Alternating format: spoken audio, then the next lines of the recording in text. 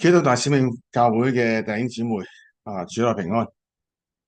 今日咧，我係喺雪梨呢度咧，係錄呢個講道。星期日嗰陣時咧，希望你哋睇到呢篇講道嘅時候咧，呢個颱風 Alfred 嘅佢哋嘅影響咧，已經係過咗去。求神係啦，禱告裏邊去保守你哋。今日咧，我講嘅題目咧係兩個字啫，我是。係喺馬可福音14章53到72節，經文比較長，係一段敘事嘅經文。但係當中咧，我哋睇下對主耶穌嘅認識。我是呢兩個字咧，其實喺經文裏邊咧有唔同嘅翻譯啦。等下我會詳細介紹嘅。咁開始之先，我哋有個簡短嘅禱告。親愛嘅阿爸天父，我哋敬拜讚美你，讚美你嗰位永活嘅真神，你係嗰位無所不知、無所不能、無所不在嘅全能者。主，我哋敬拜讚美你，恭敬將以下時間交喺主嘅手裏邊。求你用我哋嘅心懷意念都能夠專一嘅嚟到去聆聽神你嘅話語，保守我哋更加嘅認識主耶穌基督，更加嘅去愛主耶穌基督，更加嘅能夠去為主有服侍世人，服侍弟兄姊妹。恭敬就再將以下嘅時間交喺主嘅手裏邊。咁禱告係奉靠我主耶穌基督名求，阿門。呢兩個字咧，其實係從原文希臘文裏邊呢個符號啦，因為我都唔係好識嘅希臘文裏邊翻譯過嚟嘅。個讀法咧應該係 Ego I Me。頭先我提到喺和合本嘅聖經裏邊，呢個原文嘅英文字咧有唔同嘅翻譯。約翰福音咧8章58節咧就有了我，話唔有亞伯拉罕就有了我。今日呢一段經文咧就譯做是我。跟住咧喺14章咧，馬可福音14章咧呢度講係我是，耶穌說我是，咁都係從原文嘅呢個字 Ego I Me 裏邊翻譯過嚟嘅。但係因為和合本按照上下文嘅即係敘述啦，佢要配合嘅時候咧，佢就用唔同嘅翻譯。但係今日嘅第62節咧，和合本係翻譯成我是，所以我就用我是呢個作為題目。當猶太人咧聽到如果有人講呢兩個字嘅話咧，佢哋知道呢個人咧就喺度自稱話自己係神，因為呢個字其實就係神我是，佢哋知道嘅。其實從邊度嚟嘅咧？呢個就要去到舊約創世嘅呢個出埃及記，喺曠野嘅當中燒着嘅荊棘裏邊，神親自嘅向摩西介紹自己嘅名字嘅時候。舊約聖經係希伯來文，但係翻譯嘅時候咧，佢又唔係翻譯成我是喎。中文和合本嘅翻譯咧就係自有永有。英文聖經嘅翻譯咧就係我哋都知道，有時候用 I am who I am。其實呢個係同一個字嚟噶，就係話神一講呢個名嘅時候咧，就係話我就係神啦。因為神對摩西說：我是自有永有的。又說你要對以色列人這樣說：那自有的打發我到你們這裏來。咁所以呢兩個字，呢個希伯來文或者希臘文嘅呢個字一講出嚟嘅時候，有人就知道呢個人喺度話自己係神，因為呢個係神嘅一個嘅稱呼，一個名字嚟噶。所以喺今日經文當中，主耶穌喺比拉多嘅面前宣告自己係上帝，因為佢話我是。啲猶太人一聽，主耶穌話自己係神喎，係上帝。究竟我哋今日點樣去理解、認識、相信主耶穌嘅呢個嘅宣告咧？跟住，當我哋明白咗之後，我哋相信咗之後，接受咗之後，我哋要點樣去回應咧？呢一節嘅經文，呢一段嘅經文比較長，所以我將我分咗三段。第一樣最重要嘅就係主耶穌宣告我是真理，當然係約翰福音14章6節啦。但係同樣嘅，當主耶穌一講宣告我是嘅時候，其實佢跟住所講嘅話嘅內容啊，我哋睇到佢係講我就係真理啦。第二段我係基督啊，就係神所差派嚟嘅彌賽亞，我係基督啊。咁所以頭先我講回應，究竟我哋點樣回應咧？咁我哋要知道啦，我哋要去宣告，同樣嘅今天要宣告，話俾人聽，主耶穌話你就係基督，你就係真理，呢個係我哋嘅回應嚟嘅。經文我唔讀啦，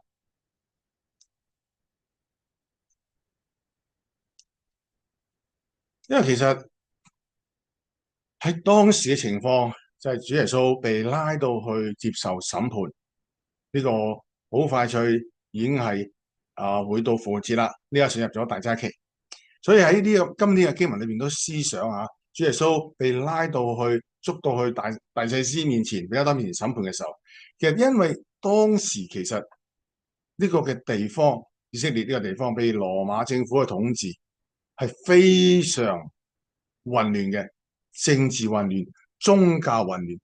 其實今日何嘗不是呢？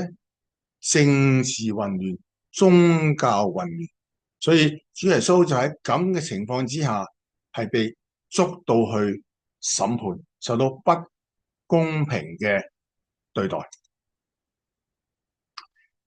其實當時有羅馬人就好，羅馬政府就好聰明嘅，就係將猶太人俾翻猶太嘅人，佢哋認為係同胞嚟嘅去管理。但係其實呢個嘅希律王係以東人，希律王係以東人，大家應該知道，以掃嘅後裔就係叫以東人。猶太人基本上唔承認佢哋係自己嘅同胞，猶太人只係承認雅各嘅12個兒子、12個支派嘅後代先叫做猶太人，但係羅馬人可能唔係太熟悉啦，以為係啦，所以就用希律王呢個以東人嘅希律王嚟管猶太人，所以其實幾混亂咧，政治混亂。宗教亦都好混亂嘅。我哋知道，摩西定咗，按照神嘅吩咐定咗有個大祭司，利未支派亞倫體系裏邊出嘅係大祭司。呢個大祭司係管理呢個宗教。羅馬人亦都知道少少，明白少少。既然你有你自己嘅宗教系統，又話要敬拜一個睇唔見嘅神啊，好啦，俾你哋仍然有呢個宗教制度啦。呢個宗教制度其實呢個大祭司當時都有啲權柄噶，佢係可以按照宗教嘅條例，如果一個猶太人講僭妄嘅話，係可以執行死刑噶。喺64節可以執行死刑噶，有呢個權利噶。我哋都睇到。司提反喺《使徒行傳》後來都同樣係噶，所以羅馬政府亦都俾到猶太人嘅呢個宗教系統裏邊有一啲嘅權力，係按照佢哋宗教嘅條例去處死一啲嘅人。但係按照利未支派嘅系統出嚟，先至可以做大祭司，而且係終生嘅，即係一個大祭司。傳俾一個大祭司，呢個死咗之後又傳俾第二個，但係當時就唔係啦，係由羅馬政府去任命希律家去管理啦。呢個政治咧，大祭司都係佢哋任命，所以其實有少少已經係好混亂嘅情況噶啦。更何況你小心讀嘅時候，你就知道。當時有兩個嘅大祭司喺路加福音3章2節嗰個亞拿和該亞法作大祭司，呢個關係係點啊？先帶到亞拿面前，因為亞拿是本年嘅大祭司該亞法的岳父。總之，當時就叫有兩個大祭司，關係就係女婿同呢個岳父嘅關係，點會有咁樣噶？所以當時就係話佢哋根本就係運用一啲嘅金錢、一啲嘅假嘅權柄嚟到去即係任命呢啲大祭司去管理呢個宗教系統，所以基本上已經係唔合神嘅心意噶啦。所以政治上、宗教上非常嘅混亂，可以講得係唔合法嘅運作，唔按照摩西嘅教導。羅馬政府亦都唔認識猶太人嘅宗教政治制度，就係隨便嘅運用佢嘅權柄。我任命你去管理佢，我任命你做大祭司。咁樣嘅制度之下，主耶穌當然得唔到公平嘅對待啦。更甚嘅就係，既然我一入唔到你罪，我就要揾人作假見證，要去陷害你噶。但係真理就係真理，真理係唔可能被磨滅嘅。仲有更重要嘅，耶穌就係真理嘅本體。主耶穌話：我就係道路、真理、生命。真理嘅本體，你用假見證嚟到磨滅我，冇可能嘅。咩叫真理啊？就係歷萬代而常新，放諸四海皆準。今日我哋知道，我哋傳呢個福音係傳咗萬代，繼續傳落去萬代，都係真理嚟嘅。而且放諸四海皆準，世界上有咁多國家、咁多民族，只要佢哋有人傳俾佢哋嘅時候，我哋都係同樣傳同一個真理。所以你嘗試喺主耶穌身上邊揾到佢講假話、說謊嘅證據咩？冇可能啦，尋不着啦。因為佢揾到嘅話，就證明佢講僭妄嘅說話，就可以掟石頭掟死佢噶啦。但係揾唔到啊！第55節嗰度講尋不着啊，點解啊？因為佢哋大家講嘅嘢各不相合，所以講大話一個冚一個，一個冚一個，做唔同嘅人講嘅時候咧，就各不相合。當然呢個一定係咁樣嘅情況噶啦，因為主耶穌就係真理，真理點可以因為你講嘅謊話就會改變咗咧？唔會改變到嘅，只可以證明到你所講嘅係謊話，你作嘅見證係假嘅。聖經話最後啦，冇晒辦法啦，呢個都係謊話嚟噶吓。我們聽見他說：我要拆毀這人手所做的殿，3日內就另造一座不是人手所做的。佢話主耶穌有咁講過喎，主耶穌冇講過，只不過就話主耶穌話呢個殿其實拆毀咗，唔緊，我3日就係重建，就係呢個就係我嘅身體復活。主耶穌基督嘅身體就係今日我知道教會，我哋嘅主耶穌係頭，我哋各為肢體，呢個身體就係殿啊！主耶穌嘅就話呢個就係真正嘅殿啊，唔再係一個建築物啊！主耶穌係咁嘅意思，但係佢哋就話主耶穌話要拆咗佢。當然猶太人根本唔可以俾一個人嚟到拆佢嘅聖殿，佢哋要敬拜神噶嘛，去嗰度。但係主耶穌話俾佢哋聽，唔係啊，我嘅身體先至係呢個聖殿啦。因為主耶穌死後第3天復活，呢個身體就係預表咗教會。所以主耶穌係冇再講過嘅。主耶穌只係咁樣回答佢一樣，讓福音嗰度講，耶穌回答說：你們拆毀這殿係你哋如果拆啊，當然我哋知道後來就係提多將軍主後70年拆咗呢殿啦。主耶穌話：就算係你哋拆咗呢殿，我3日之內就再建立起來啊！所以頭先我解釋咗咯，主耶穌係死後3日之後復活。耶穌係真理，佢要將真理宣告出嚟，話俾佢哋聽。呢個殿唔可以永遠嘅，因為呢個係建築物嚟嘅，我嘅身體先至係永永遠遠嘅殿。所以猶太人聽到主耶穌咁樣講，即係啲假見證嘅咁樣講嘅時候，就好憤怒啦。點可以咁樣㗎？你竟然夠膽話拆咗我哋呢個敬拜神嘅地方？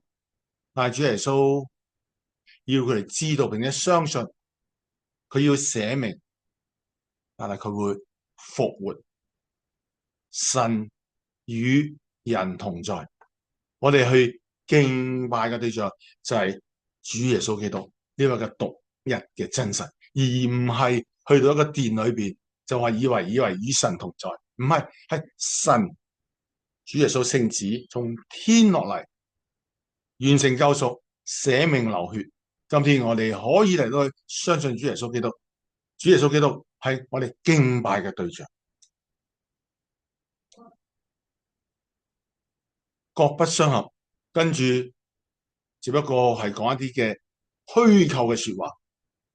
點解？因為甲、乙、丙、丁都係自己去想出嚟一啲假嘅見證、謊言去誣衊耶穌，一定係各不相合嘅。所以今天我哋知道，我哋要傳講嘅真理係按照聖經嘅真理嚟到傳講，呢個係獨一嘅、唯一嘅，其他假嘅見證都唔能夠去誣衊、攻擊我哋聖經嘅真理。當主耶穌宣告咗自己真理之後，跟住嚟佢要話俾佢哋聽，我就係你哋猶太人一直等待嘅神所應許嘅差派嚟嘅嗰位嘅彌賽亞，希臘文就係譯成基督。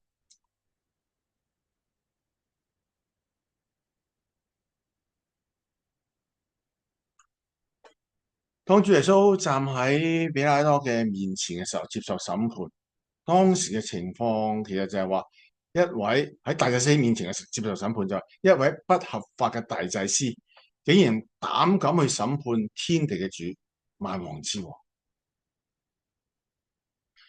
當所有人係用假嘅證據、謊言想去定耶穌嘅死罪嘅時候，大祭司喺宗教上就有呢個權柄，證實耶穌呢個人唔遵守宗教嘅律法，唔敬拜獨一嘅真神，話自己係神，神喺天上嘅，我哋敬拜呢位嘅真神喺天上嘅，我哋猶太人就係敬拜佢嘅。你竟然話自己係真神，嗰位獨一嘅真神，就話我要敬拜你咯，唔可能嘅，我哋人唔可以接受敬拜噶嘛。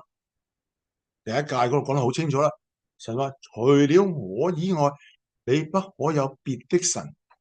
啊，主耶穌，你犯第一誡啦，呢個宗教嘅罪，呢個第一條嘅誡命你犯咗啦，我哋可以定你嘅罪啦。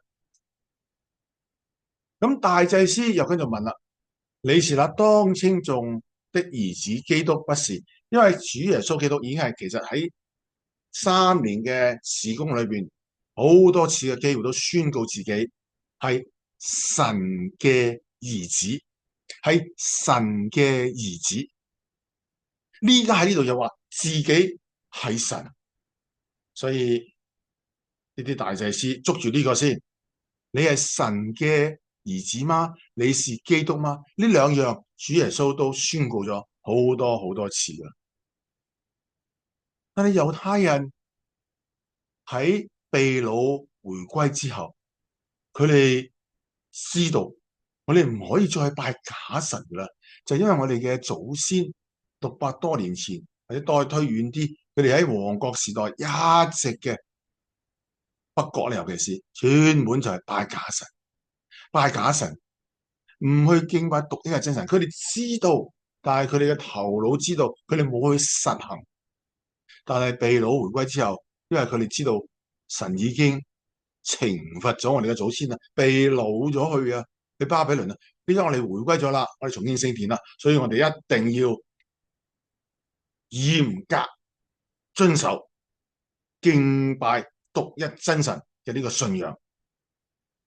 呢個就係我哋今天當時主耶穌由嗰班嘅猶太人，佢哋好堅守嘅呢個信仰，因為我哋嘅祖先已經犯咗大錯，我哋唔想再犯。所以猶太人之後就知道，如果有任何一個人宣稱自己係神或者係神嘅兒子，咁即係話有兩個神，跟住神又有兒子，又唔係獨一真神，咁呢個就違背我哋今天要嚴格嘅遵守嘅呢個敬拜獨一真神嘅呢個真理啦。所以佢哋覺得主耶穌唔可能噶，你話你係神，又話神嘅兒子，點可能咧？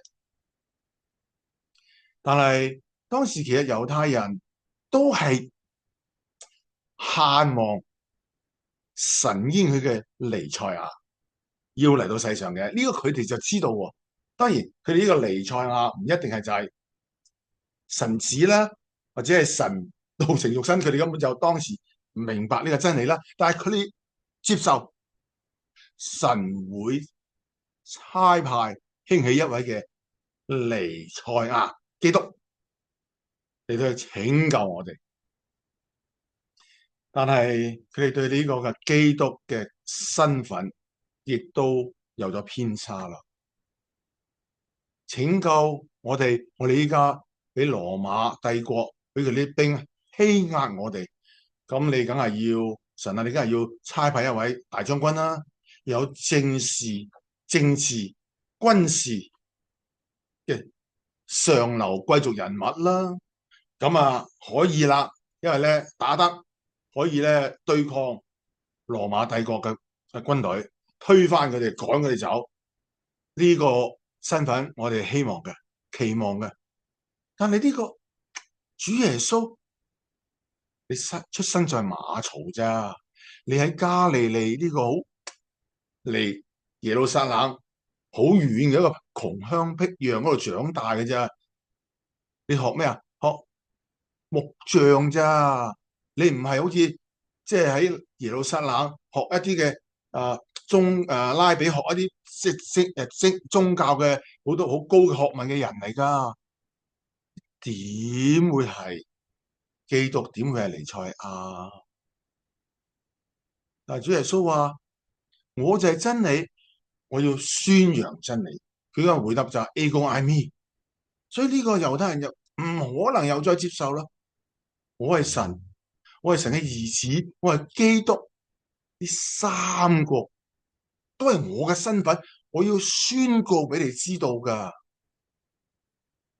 但係呢個嘅回答竟然係置主耶穌於死地一個答案，因為自稱係神，僭妄，神天上嘅，我哋見唔到嘅，點會好似我哋一樣有眼耳口鼻嘅企喺我哋面前？你話係神，僭妄，跟住又話神嘅兒子，神點會有兒子嘅咧？神係獨一噶嘛？神點會有兒子嘅咧？又僭妄，你係基督，我哋個基督唔係咁喎，我哋想嘅基督唔係咁噶，政治軍事都有地位，打得，但係你而家俾我哋捉住添啦，仲話自己係基督，僭妄，死罪，三方面，主耶穌基督都要被當時嘅宗教制度定為僭妄嘅。64節，你們已經聽見這僭妄的話啦，你們的意見如何？差唔多定他該死的罪。大祭司就問呢啲嘅群眾，呢啲群眾一聽到之後，定佢死罪，定佢死罪。但係主耶穌面對死亡，毫無懼怕。我哋深深相信，我哋為見證真理而去捨命，係會讓神得到榮耀嘅。正如司提反，使徒行傳都有講，司提反被聖靈充滿，定睛望天，看見神的榮耀，又看見耶穌站在神的右邊。呢位主耶穌基督嘅身上，我哋學習到，我哋要為真理去作見證，我哋要為真理去捨命，甚至捨命，因為咁樣我哋就會得到榮耀，同樣讓神得到榮耀。所以耶穌基督喺當時再一次嘅宣告：我係神，我係神子，我係基督。因為主耶穌喺6.2節都講：你們必看見人子坐在那權能者的右邊，駕着天上的雲降臨。係講到末日嘅審判。今日你要審判我，將來我從天降臨，我要嚟審判你哋。耶穌預言咗世界會有嗰個嘅末日，佢會從死裏復活，3日之後被釘，死咗之後3日復活。但係相信嘅人，當主再嚟嘅時候，亦都會從死裏復活。主耶穌話：我會帶住權柄從天而降，審判你哋。所以啲人聽見就極之嘅憤怒啦。喺經文裏邊，唾吐沫，蒙佢嘅臉，打佢。但係主耶穌並不因此而退縮，因為主耶穌要話俾佢哋知，你哋要承受呢啲嘅結果。當時你哋出氣，唔等於我將來就唔會再嚟審判你哋，我一定要嚟審判你哋。主耶穌係真理，係滿有權柄嘅，但係當時嘅人就用私刑不公嘅手段去對待主耶穌基督。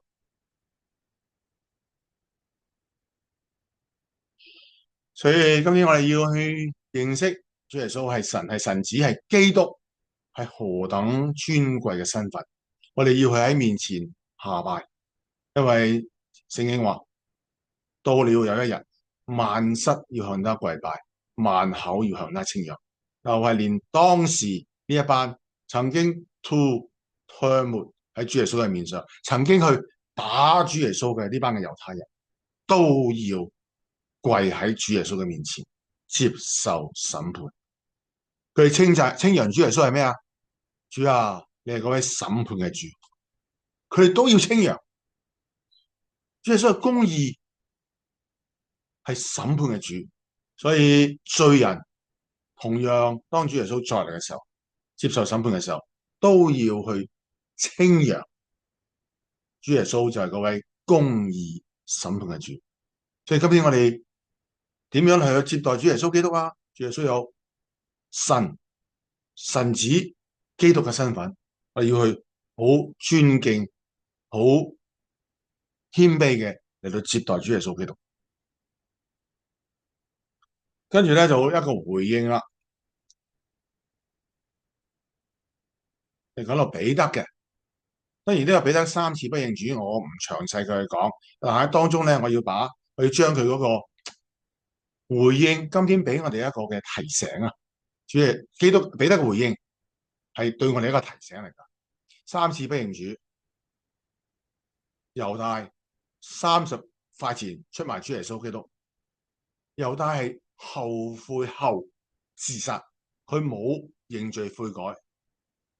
只不過後悔，我害咗一個好人，後悔自殺。我哋講彼得最緊要，彼得係3次不認主，但係佢係知道咗犯錯，72節話佢就哭了。其實喺其他嘅福音書，我引用馬太係講佢係痛哭，佢係心裏邊係知錯，佢向神向主耶穌基督係認罪，因為從約翰福音21章，主耶穌係接受咗佢嘅認罪悔改，亦都赦免咗佢3次不認佢嘅呢個罪。佢交付佢好重任，就話你要餵養我個羊。所以從經文，我哋肯定主耶穌彼得係從心裏邊知錯認罪，向主耶穌認罪悔改，得到赦免。主耶穌再一次嘅嚟到去交付重任俾佢。我哋要作為警戒，彼得3次不認主，係一個警戒嚟嘅。彼得知道錯啦，因為佢係想起咗主耶穌所講嘅話，72節。今天我哋有一本嘅聖經，有咁多嘅先賢先聖，係我哋嘅榜樣，我哋要好好嘅學習。彼得最緊要係知道佢做錯，但係佢要去靠主耶穌，就必得赦免，唔係去好似猶大咁自殺逃避責任。我哋基督徒係要知道我哋嘅罪可以係得到赦免嘅，我哋只有求主耶穌基督係饒恕，得到赦免，就唔使去逃避責任自殺噶。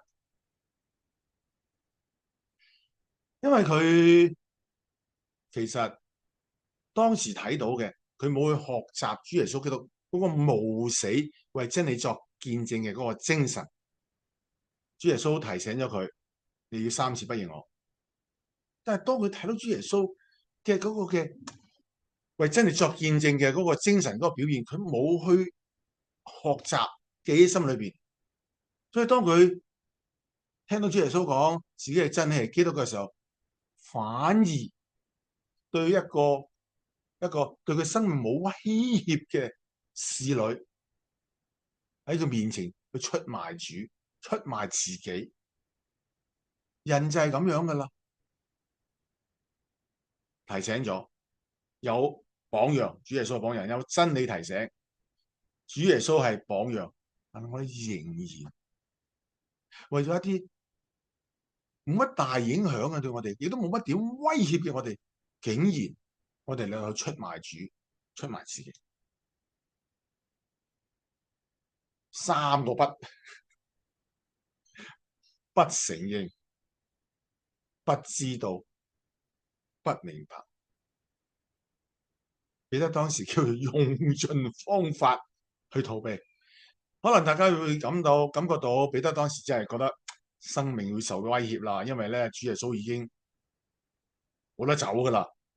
依家咧又話咧要捉佢嗰啲同伙嘅人啊，因為話7節話，你好似同佢哋同呢個主耶穌一伙嘅喎，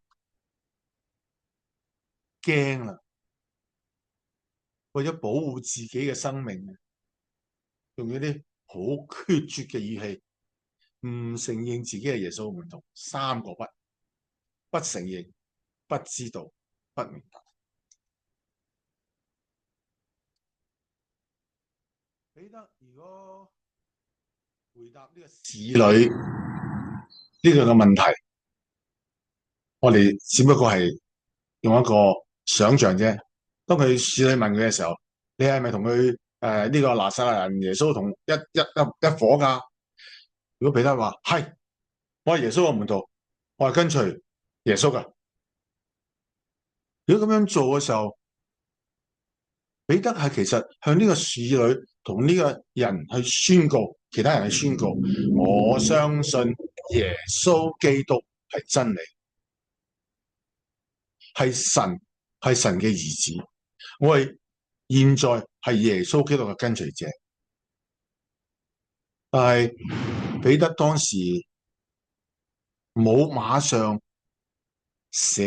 提醒自己，主耶穌曾經警告我嘅，只不過事後，因為佢用咗血氣啊，佢用咗血氣去保護自己，所以講出咗呢啲假話出嚟。